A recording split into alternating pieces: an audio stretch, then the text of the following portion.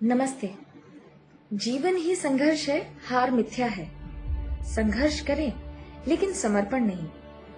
मैं आपकी अपनी डॉक्टर स्वर्ण रेखा आरएसवी ग्रुप ऑफ स्कूल के माध्यम से एक नई बात को लेकर आपके सामने हूँ, क्योंकि हम आपसे बात करते हैं हमेशा सकारात्मक ऊर्जा की, जीवन की, नजरिए की और हाँ, हमारी अपनी उन परिस्थितियों की जहां से हमने हमारे संघर्ष को शुरू किया लेकिन अल्प विराम नहीं लगाया। जीवन ही संघर्ष है, हार एक मिथ्या है। संघर्ष करें, समर्पण नहीं। लेकिन ये बातें कल जाकर कहीं छोटी सी साबित हो गई। कल से मन में खलबली रही, न सारी रात नींद आई, न कुछ इस प्रकार के विचार कि वहां से मैं सकारात्मक हो सकती थी। एक विचार बार बार अंतर मन को कचोटता रहा कि क्यों जीवन से लोग इतनी जल्दी हार मान जाते हैं। कल शाम की ही बात है, एक न्यूज फ्लैश हो रही थी। अगर दूसरे परिप्रेक्ष्य में देखूं, हमारी सोसाइटी में बच्चों में ये चीजें बहुत देखने को आ रही है। दबाकर हमें कुछ सोचने की जरूरत नहीं है कि कहाँ गई सहनशीलता, कहाँ गई हमारे आदर्श, और हाँ, कहाँ गए हमारे वो अंदर की, जिसको कहते हैं ना, हमारी रूट्स के इनबिल्ट, कि हम जीवन से किसी भी पल हार नहीं मानेंगे। क्या है ये हार मानना? लोगों को इतने गंभीर एक्सीडेंट होते हैं, वो वापस खड़े होते हैं और एक बड़े मोटिवेशनल स्पीकर बनकर निकल कर आते हैं जीवन। बहुत से लोग अपनी बीमारियों से लड़कर लाइफ आइकन बनकर लोगों के सामने खड़े होते हैं। क्या इतने सस्ते बन गए हैं हम कि हमारी जिंदगी को हम बहुत आसानी से छोड़ देते हैं? जब मैं कहती हूँ कि जीवन एक संघर्ष है, समर्पण नहीं है, तो इसका सीधा मतलब यह है कि कोशिश करने वालों की कभी हार नहीं होती और कभी भी हमारी की हुई मेहनत बेकार भी नहीं होती। तो संघर्ष को हमें सहर्ष लेना चाहिए। हमारी जीत निश्चित है, लेकिन उसके लिए एक समय लगेगा। समय को भी संघर्ष करने के लिए एक समय दीजिए। देर सवेर हम जीतते जरूर हैं, लेकिन हम हार जाते हैं हमारे डर के आगे। हम हार जाते हैं लोगों को फेस करने से कि मुझे किसी को आंसर देना होगा, मुझे किसी को एक्सप्लेनेशन देनी होगी। Why should you give any time and explanation? It's your life, it's your priority. You have to live life with your own rules. Yes, you have to obey something, but still, it's your life. Please do love your life first. जब तक आप खुद से प्यार नहीं करेंगे, तब तक आप अपना 100% कहीं नहीं दे सकते।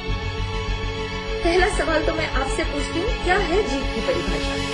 क्या मानते हैं आप जीत की परिभाषा? हर चीज की अचीवमेंट हो जाना जीत है? नहीं। जब तक हम अपने आप को वहाँ उस जीत में रखते हुए नहीं होंगे, तो हमारी वो जीत मुकम्मल नहीं होगी। कहा है कि कभी किसी को मुकम्मल जहाँ नहीं मिलता, कभी जमीन तो कभी आसमान नहीं मिलता। लेकिन हाँ, आसमान और जमीन मिलती है अगर उसमें आप सकारात्मक रूप से देखेंगे। जिस समय पे सूर्योदय हो रहा होता है और सूर्य अस्त हो रहा होता है, जमीन और आसमान का इतना सुंदर, इतना विस्मरणीय, जो दुर्लभ नजारा है, वो लोग कैमरे में कैद करते हैं। तो जीवन का अंत कहाँ हुआ आप बताएंगे? वहाँ से एक नई सृष्टि का सृजन होता है। जीत की परिभाषा हर व्यक्ति की लाइफ में अलग अलग हो सकती है। सक्सेस की परिभाषा बहुत अलग है, लेकिन वास्तव में अगर हम संघर्ष नहीं करेंगे तो कभी भी हम जीत नहीं पाएंगे। आसानी से कहते हैं ना कि कोई चीज हासिल नहीं होती, और वहां तक का सफर हमें खुद तय करना होता है। व्यर्थ ही आप अपने हार और जीत के पाए में खुद को पीसते रहते हैं कि यहाँ पर मेरा ये कम हो गया, वहां मेरा ये ज्यादा हो गया। क्यों? Why should you analyze always?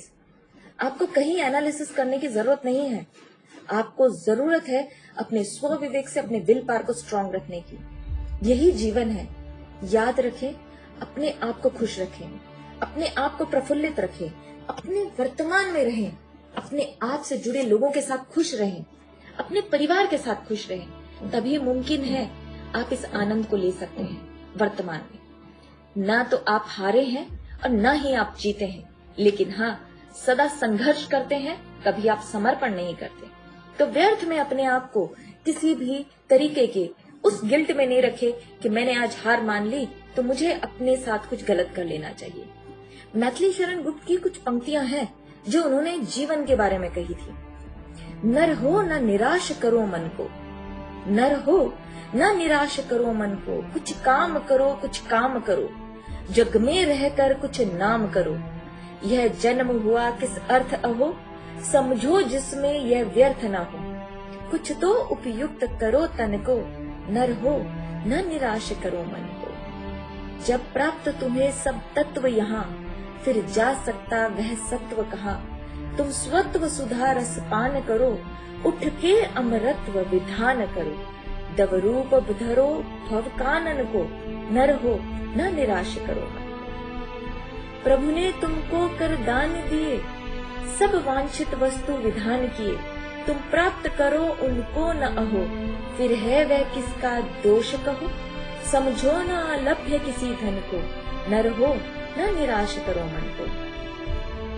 मैं इसके साथ ही अपनी बात को यही कहना चाहूंगी कि कभी भी हार नहीं माने। ये मैंने कुछ मुख्य पंक्तियां उनकी इस कविता से कही है। और मैथिली शरण गुप्त अपने में एक बहुत ही पहचान रखने वाले व्यक्तित्व, बहुत ही स्वर्णिम कवि, जिनकी इन बातों ने शायद आज मेरे अंतर्मन को झंझोड़ दिया।